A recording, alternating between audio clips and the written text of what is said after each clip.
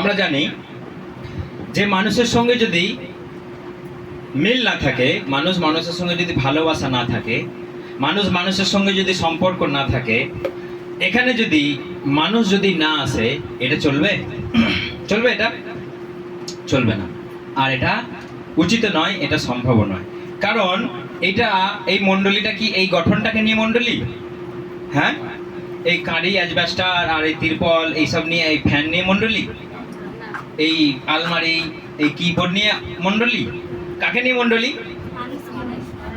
আমাদেরকে নিয়ে মণ্ডলী। আমরা সবাই এখানে মণ্ডলী, সবাই সবাইকে নিয়ে মণ্ডলী।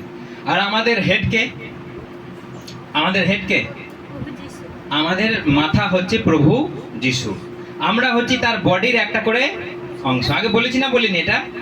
হ্যাঁ, বলেছি তো আগে, আগেও বলেছি যে আমরা সবাই এই মণ্ডলীর একটা করে অংশীদার। আমরা যদি মণ্ডলীতে যদি সবাই না থাকি, তাহলে মণ্ডলী চলবে না, বা মণ্ডলী সেটাকে বলা যাবে না। কিন্তু এখন প্রশ্নটা হচ্ছে, যদি সম্পর্ক মানুষের সঙ্গে যদি না থাকে, মণ্ডলী চলবে না। আমার সঙ্গে যদি কারো সম্পর্ক না থাকে, তাহলে সে কি করে এখানে আসবে? আসতে পারবে এখানে? সেই জন্য সম্পর্ক হচ্ছে পাস্টারের সঙ্গে সমস্ত বিশ্বাসীর সম্পর্ক কেমন হওয়া দরকার? একদম নিবিড় হওয়া দরকার, ঘনিষ্ঠতম হওয়া দরকার। তা না হলে একটা বিশ্বাসী মণ্ডলীতে আসতে পারবে না। পাস্টারের সঙ্গে যদি স্বয়ং রাগারাগি হয়, সে আসতে পারবে মণ্ডলীতে? সেই জন্য পাস্টারের সঙ্গে আগে সম্পর্কটা ঠিক রাখা আমাদের দরকার। তা না হলে কি হবে, এই মণ্ডলীতে এসে কিছুদিন সমস্যা হবে। যদি বিশ্বাসীর মধ্যে যদি ঝগড়া ঝামেলা হয়, সেটাকে মিটমাট করা যাবে। যদি পাস্টারের সঙ্গে স্বয়ং যদি ঝগড়া হয়ে যায়, কি করে হবে? সেটা হবে কখনো? আর সেই ধরনের মানুষ যারা এই ধরনের যারা সমস্যা তৈরি করে, যারা ঝামেলা তৈরি করে, তাদের জন্য আজকে ঈশ্বরের বাক্য আমরা এখানে দেখব। আমার সঙ্গে বাইবেল সবাই বার করুন, প্রথম করিন্থীয় 5 অধ্যায়। প্রথম করিন্থীয় 5 অধ্যায় আমরা পড়ি, তাহলে আমরা বুঝতে পারবো। প্রথম করিন্থীয় 5 অধ্যায় 13 থেকে। আমার বক্তব্য এই যে, আমাদের সমাজের লোক বলে, পরিচিত কেউ যদি ব্যভিচারী, লোভী, অধর্মাচারী, নিন্দুক, মাতাল কিংবা জোচ্চোর হয়, তাহলে তার সঙ্গে কোনো সংস্রব রাখবে না। এমনকি তোমরা এই ধরনের লোকের সঙ্গে ভোজন পানও করবে না। বাইরের লোকদের বিচার করার আমি কে? তাদের বিচার ঈশ্বর করবেন। কিন্তু সমাজের অন্তর্ভুক্ত লোকদের বিচার করার দায়িত্ব কি তোমাদের নয়? তোমরা নিজেদের মধ্য থেকে দুর্জনদের দূর করে দাও। তোমাদের মধ্যে কারো যদি অপরের বিরুদ্ধে কোনো অভিযোগ থাকে, তাহলে সে কোন সাহসে বিচারের জন্য পবিত্র মণ্ডলীর কাছে না গিয়ে সাধারণ আদালতে যায়? অর্থাৎ এখানে লেখা আছে 13-তে যে তোমরা নিজেদের মধ্য থেকে সেই দুষ্ট লোককে বার করে দাও। তোমরা নিজেদের মধ্যে থেকে সেই দুষ্ট লোককে তোমরা বার করে দাও, যাতে তোমাদের মণ্ডলীটায় আর ভাঙন না ধরে, যেন তোমাদের মণ্ডলীতে আর যেন অশান্তি তৈরি না হয়। কারণ যদি এই ধরনের যদি ভাঙন সৃষ্টি, পচন ধরানোর মতো যদি লোক থাকে, বাইবেল তাদেরকে বলছে তোমরা তাদের সঙ্গে মিশো না। একটা অবিশ্বাসীর সঙ্গে যেমন আমাদের কোনো সম্পর্ক নেই, লেনা দেনা নাই, ঘনিষ্ঠতা নাই, যদি মণ্ডলীর ভেতরেও যদি এমন ধরনের মানুষ থেকে থাকে যে প্রভুর উপরে ধ্যান না দিয়ে, বাক্যের উপরে ধ্যান না দিয়ে, ভালোবাসার উপরে ধ্যান না দিয়ে, যে যদি জাগতিক বিষয়বস্তু নিয়ে কেউ যদি মাতামাতি করে, নষ্টামি করে, তাহলে সেই ধরনের লোককে তোমরা দলে নিও না। আমার কথা নয়, পৌল বলছে সেই ধরনের লোককে তোমরা দলে নিও না। সেই ধরনের লোকের সঙ্গে তোমরা খাওয়া দাওয়া করো না, উঠা বসা করো না, একসঙ্গে গল্প করো না, তাহলে তোমাদের জীবনে বিপদ আসতে পারে। দেখুন, আর একটা বাক্য আমি বলছি, তিত বার করুন আমার সঙ্গে। তিত 3 অধ্যায় 9। কিন্তু অবান্তর যুক্তি, দীর্ঘ বংশ তালিকা, দলাদলি এবং বিধানের ব্যাখ্যা নিয়ে তর্কাতর্কি একেবারে এড়িয়ে চলো। এসব নিতান্ত তুচ্ছ ব্যাপার। হুম এসবের কোনো অর্থ হয় না। হুম যে দলাদলি করে তাকে দুই একবার সতর্ক করে দিও, হুম পরে তার সঙ্গে আর সম্পর্ক রেখো না। হুম জানবে লোকটার মনই বিকৃত হুম। এবং সে নিজের আচরণেই দোষী প্রমাণিত হয়। হ্যাঁ, হালেলুয়া। অর্থাৎ এখানে তিন অধ্যায় খুব সুন্দরভাবে লেখা রয়েছে। আমরা আরেকবার এই চলতি ভাষায় পড়ি, সেখানে কি লেখা রয়েছে 9 থেকে। অর্থহীন বাক্য বাক্যবিদ্যা নিবন্ধা বংশতালিকা নিয়ে আলোচনা, মসির বিধি ব্যবস্থা শিক্ষা নিয়ে কোন্দল এবং লড়াই করে এমন লোকেদের এড়িয়ে চলবে, হুম কারণ এগুলো অপ্রয়োজনীয় ও নিরর্থক। যে হুম। ব্যক্তি তর্ক বিতর্ক করতে চায় তাকে প্রথম ও দ্বিতীয়বার সাবধান করার পরও হুম যদি সে নাম শোনে তখন তাকে এড়িয়ে চলবে, হুম কারণ তুমি যেন এই ধরনের লোকেরা মন্দ ও পাপে জীবনযাপন করে হুম। তার পাপে প্রমাণ করে যে সে ভুল পথে যাচ্ছে। হ্যাঁ, অর্থাৎ এই ধরনের লোক যদি আমাদের সামনে যদি দেখি, আমাদেরকে যদি দেখি যে আমাদের মণ্ডলীতে এসে আমাদের মণ্ডলীর মধ্যে ভাঙন সৃষ্টি করছে, আজকে চারিদিকে এই ঘটনা ঘটছে। আমাকে একজন ফোন করছে, সে একটা পাস্টার, আমাদের বয়সী একটা পাস্টার, বলছে পাস্টার আমি যা মণ্ডলীতে প্রচার করি সেই মহিলাটা বলে যে অন্য মহিলাকে ধরে বলে এই প্রচারটা আজকে পাস্টার তোমার জন্য করেছে। তারপরে সপ্তাহে বলছে এই প্রচারটা আজকে তোমার জন্য করেছে। কি করেছে প্রচার? না, যদি পাস্টার বাইবেল খুলে প্রচার করেছে যে তুমি মিথ্যা কথা বলো না, অসংখ্য কথা জায়গায় লেখা আছে যে তুমি মিথ্যা কথা বলো না, সেই মহিলাটা কি বলছে? বলছে আজকে না এই বাক্যটা তোমাকে পাস্টার উদ্দেশ্য করে বলেছে যে তুমি মিথ্যা কথা বলো না। তাহলে পাস্টার এখানে কি টার্গেট করে কাউকে প্রচার করে নাকি? কাউকে উদ্দেশ্য করে প্রচার করে এখানে? তাহলে পাস্টার তো প্রচার করবি, যেটা সত্য কথা সেটা বলবি, এটা তার ধর্ম। তাহলে একটা মানুষ আর একটা মানুষকে গিয়ে কি বলছে? এটা তোমাকে উদ্দেশ্য করে বলেছে। তখন সেই মানুষটার সঙ্গে পাস্টারের একটা মন টানাটানি ঘষাঘষি একটা তৈরি করে দিচ্ছে। তখন সে আমাকে ফোন করছে, বলছে পাস্টার একটা মহিলা আমার চার্চে এসে আমার গন্ডগোল পাকাচ্ছে, সবাইকার কাছে গিয়ে বলে দিচ্ছে এটা তোমার জন্য, এটা তোমার জন্য, এটা তোমার জন্য। ও বলছে না একটা এটা আমার জন্য, ও সবাইকে গিয়ে বলছে এটা তোমার জন্য পাস্টার প্রচার করেছে, এটা তোমাকে ঠেসিয়ে বলেছে, এটা তুমি এটা করো বলে তোমাকে শোনাবার জন্য এটা পাস্টার বলেছে। এরকম পাস্টারের প্রচার ধর্ম নয়। যেটা সত্য কথা, যেটা বাস্তব, যেটা বর্তমানে চলছে সেটাই পাস্টারের প্রচার করবে, আর সেটা কাউকে উদ্দেশ্য করে না।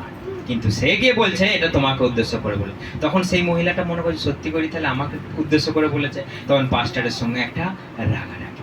তখন সেই পাস্টার বলছে এই মহিলাকে কি করব?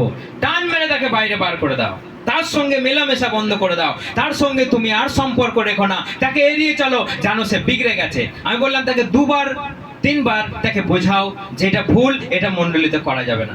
যদি না শোনে তাকে ভাই আমরা মণ্ডলীতে অন্তত আর জায়গা দেবো না। কারণ এইটা নিয়ে আমাদের 3-4টে বোধহয় হয়েই গেল, কতগুলো বিগড়ে গেল আমাদের মণ্ডলী থেকে, তারা আউট হয়ে গেল।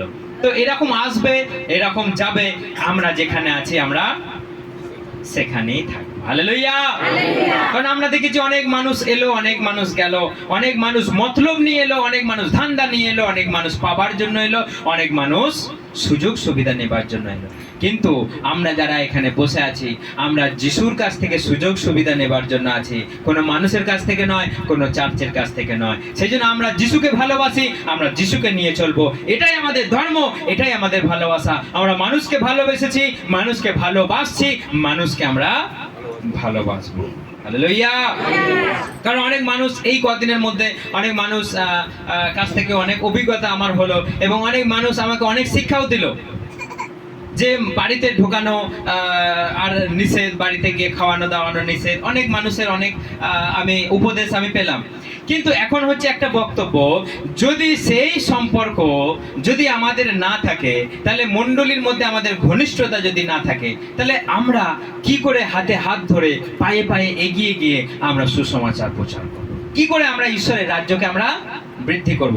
একটা মানুষ যদি দূর থেকে এসে বলে তোমার বাড়িতে যাব, তাহলে একটা পাস্টার কি করে বারণ করতে পারে? তার যদি বিবেক থাকে তাহলে কি করে বলতে পারে যে না আমার বাড়িতে আসা যাবে না? একটা পাস্টার কি করে তার বাড়ি থেকে তাকে না জল দিয়ে তাকে বাইরে বার করে দেবে? এটা কি যিশুর ধর্ম? এটা কি যিশু শিখিয়েছে? কারণ যিশু কি বলেছে যে তোমরা যার বাড়িতে যাও, তোমরা তার বাড়িতে যা দেয় তাই খাও। কেউ যদি তোমার বাড়িতে আসে তুমি তাকেও দাও। সেবাই হচ্ছে আমাদের ধর্ম। তাহলে সেই সেবাটা একটা মানুষ আমাদেরকে শিক্ষা দিয়ে গেল বলে, একটা মানুষ আমাদেরকে জীবনটাকে একটা দুলিয়ে দিয়ে গেল বলে, তার ভয়ে কি আমরা মানুষকে ভালোবাসা ছেড়ে দেবো? যিশুকে লোকে যখন মারলো, যিশুকে লোকে যখন ধরলো, যিশু খ্রিস্ট কি ক্রুশে প্রাণটা না দিয়ে কি ডাইরেক্ট স্বর্গে চলে গেল? আর দরকার নাই তোমাদের জন্য আমার প্রাণ দেবা বলেছিল? কিন্তু যিশুকে মারলো, ধরলো, যিশুর বিরুদ্ধে কথা বললো, তাও যিশু খ্রিস্ট প্রাণটা দিল। কি দরকার ছিল তার প্রাণটা দেবার? আর তোমরা আমার বিরুদ্ধে কথা বলছো, আমি তোমার বাড়িতে গেলাম, তোমাকে সুস্থ করলাম, তোমাকে খেতে দিলাম, আবার তুমি আমার বিরুদ্ধে কথা বলছো? দরকার নাই তোমাকে আমার বাঁচানোর, দরকার নাই, আমি চললাম আমি নিজের জায়গায়, আমি বাবা আমার পিতার জায়গাতেই ভালো ছিলাম। দরকার ছিল তার প্রাণ দেবার? দরকার ছিল চাবুকের আঘাত সহ্য করার? দরকার ছিল আপনার জন্য আমার জন্য মরার? দরকার ছিল? কোনো দরকারই ছিল না ভাই। মরো তোমরা, তোমরা নিজেদের পাপে নিজেরা মরো, প্রভু যীশু খ্রিস্ট বলে পালিয়ে যেতে পারতো, কিন্তু প্রভু যীশু খ্রিস্ট অকাতরে প্রাণটা দিল, আবার 3 দিন পর জীবিত হয়। হালেলুয়া! সেই জন্য আমরা যিশুর ধর্ম পালন করি। আমরা কোনো মানুষের ধর্ম, মন গড়া ধর্ম, মানুষের শেখানো আমরা মন্ত্রতন্ত্রে বিশ্বাস করি না। আমরা যিশুর ধর্ম পালন করি, তার ভালোবাসাকে ফলো করি। আমরা যেমন ছিলাম আমরা তেমনই থাকবো। মানুষের সঙ্গে ভালোবাসা, আমরা কাঁধে কাঁধে হাত দিয়ে পায়ে পায়ে এগিয়ে আমরা ঈশ্বরের রাজ্যকে বৃদ্ধি করব। তা না হলে ঈশ্বরের রাজ্যকে লোকে ভাঙার চেষ্টা করবে, ঈশ্বরের রাজ্যকে লোকে এড়িয়ে যাওয়ার চেষ্টা করবে, কিন্তু আমরা ঈশ্বরের রাজ্যকে আরো আমরা এগিয়ে নিয়ে যাব। এটাই আমাদের ধর্ম। হালেলুয়া! সেই জন্য কে কি বললো আমাদের দেখার দরকার নাই, আমাদের কিছু যায় আসে না, কারণ আমরা সবাই একটা করে মণ্ডলীর অংশ। এফেসীয় 1:22 লেখা আছে যে আমরা মণ্ডলীর একটা অংশ, সবাই একটা একটা করে অংশ। আমাদের প্রভু যীশু খ্রিস্ট আমাদের দেহ। আমি যদি মাথা হই তাহলে একজনা হাত, একজনা পা, একজনা মুখ, একজনা কান, সবাইকে দরকার। একটা বডিতে আমি আগে বলেছি, যদি চোখ যদি বলে আমি দেখে দেখে মরছি আর পেট বসে বসে খাচ্ছে, পা যদি বলে আমি হেঁটে হেঁটে হেঁটে হেঁটে মরছি আর পেট বসে বসে খাচ্ছে, সবাই যদি পেটের বিরুদ্ধে এক হয়ে যায়, পেট যদি একবার বলে তারা সবাই আমার বিরুদ্ধে হিংসা, একবার গুটগুট গুটগুট গুটগুট করে এই দিক থেকে যদি এই দিক থেকে উঠে যায়, হ্যাঁ, তখন যাবে আর আসবে, যাবে আর আসবে, জল শেষ হয়ে যাবে, কল শেষ হয়ে যাবে। পেট বলবে আমাকে যতক্ষণ না তোরা স্মরণ করছিস, আমি ভাই এই মাথা থেকে। সেই জন্য মণ্ডলীর আমাদের সবাইকার, আমরা মণ্ডলীর সবাই একটা করে অংশীদার। এই মণ্ডলী কারো ব্যক্তিগত নয়, এই মণ্ডলী মাথা প্রভু যীশু খ্রিস্ট, বডি প্রভু যীশু খ্রিস্ট, আমরা সবাই তার একটা করে অংশীদার। আমরা সবাই এখানে কাজ করেছি, আমরা সবাই এটার জন্য লড়াই করেছি। হালেলুয়া! ইয়েস আর নো? আমরা সবাই এটাকে দাঁড় করাবার জন্য লড়াই করেছি। এটা মুখ থুবড়ে পড়ে গেল, সবাই মিলে এসে আবার আমরা এটাকে টেনে ধরে তুললাম। আমরা সবাই খাই, সবাই নাচি, আবার সবাই আমরা একসঙ্গে ঘুরে বেড়াতে যাই। তো সেই জন্য আমরা সবাই যদি না থাকি একটা মণ্ডলী চলবে না। একজনা মানুষ এসে যদি আমাদেরকে ঝগড়া, ভাঙন, পচন ধরানো সৃষ্টি করে, তাকে মণ্ডলী থেকে ছেঁটে ফেলে দাও। যেখানে ক্যান্সার ধরবে সেটাকে কি করতে হয়? সেটাকে বাদ দিতে হয়, তা না হলে সর্বাঙ্গ ক্যান্সার ধরে যাবে ভাই। সেই জন্য ক্যান্সারের জায়গাটাকে তুমি মলম লাগাও, ওটা শুধরাবে না। তুমি ইঞ্জেকশন দাও, তুমি রে দাও, ওটাকে ক্যান্সারকে বাগানো যাবে না। ক্যান্সারকে বাগাতে গেলে তুমি ভাই বাদ দিয়ে দাও, তবে গিয়ে তোমার সেখানে ভালো হতে পারে, নচেত সেটা ভালো হবে। সেই জন্য বাইবেল আমাদেরকে শিক্ষা দিচ্ছে মানুষের সঙ্গে সম্পর্ক তৈরি করো, মানুষকে টেনে নিয়ে এসো, মানুষকে ভালোবাসো, মানুষকে শিক্ষা দাও। আবার বলছে যে যেই মানুষটা বেগরবাই করবে তাকে তোমরা বাদ দিয়ে দাও। হালেলুয়া! সেই জন্য আমাদেরকে বাক্য প্রভু যীশু খ্রিস্ট দিয়েছে, যথেষ্ট জ্ঞান দিয়েছে। আমরা অনেকটাই আশা করি প্রভুর আশীর্বাদে বুঝি। সেই জন্য কখন কি করতে হবে প্রভু আমাদেরকে জ্ঞান দিয়েছে, ভালোবাসতেও প্রভু জ্ঞান দিয়েছে, আবার ছেঁটে ফেলে দেওয়ার জন্য প্রভু আমাদের জ্ঞান দিয়েছে। কেউ কারোর জন্য কখনো আটকে থাকবে না। হালেলুয়া! জয় যিশু! ঈশ্বরের গৌরব হোক, ঈশ্বরের মহিমা হোক এই বাক্যের মধ্যে।